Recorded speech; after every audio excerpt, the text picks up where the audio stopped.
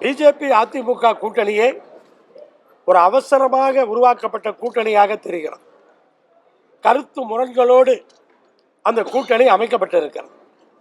கூட்டணி பேசுவதற்காக அதிமுகவுடைய பொதுச் செயலாளர் இபிஎஸ் அவர்கள் டெல்லிக்கு செல்லுகிறார். அங்கு மாண்புமிகு அமித்ஷா அவர்களை பார்க்கிறார். பேசிவிட்டு வெளியில் வருகிறார். வந்து சொல்லுகிறார், தமிழ்நாட்டினுடைய நலனுக்காக நான் வந்தேன், நான் கூட்டணி பேசவில்லை என்று. அமித்ஷா அவர்களுடைய வீட்டினுடைய காம்பவுண்டை அவர் தாண்டவில்லை. அமித்ஷா அவர்கள் ட்வீட் போடுகிறார், கூட்டணி பேசினோம், 2020 26 என்டிஏ கூட்டணி ஆட்சி அமைக்கும் என்று போடுகின்றார்.